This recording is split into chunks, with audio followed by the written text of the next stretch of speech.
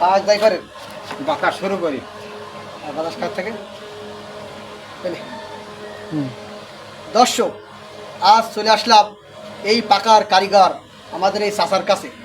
কি চমৎকারভাবে দেখেন কি সুন্দর পাকা বানিয়ে দিয়েছে। পাকায় খুব বাতাস খেতে খুব আরাম। গরমকালের পরম পাকা, শীতকালে সে দেয় না দেখা।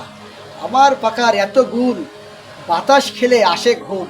এই কথার প্রবাদটি আজ এই চাচার মুখ কাছ থেকে শুনবো আমরা। চাচা, এই পাকা আপনি কতদিন ধরে বানান? পাকা বানাই আজ মেলা দিন পাবো, অনেকদিন তো বানাই। বলেন বলেন, কতদিন বানায় আপনি বলেন। 30 বছর ধরে বানাই।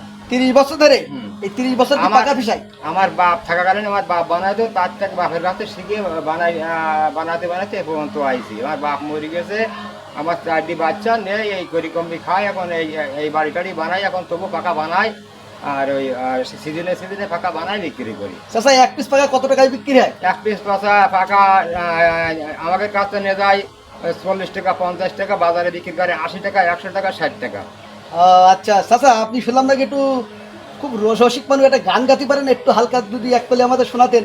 মনে বড় আশা ছিল যাব মদিনায়। দর্শক, শুনতে পারলে তো চাচা আমার আসলে খুব রসিক মানুষ, খুব মজা পেলাম। সবাই ভালো থাকবেন, ভিডিওটি বেশি বেশি শেয়ার লাইক করবেন, অন্যকে দেখার সুযোগ করে দেবেন।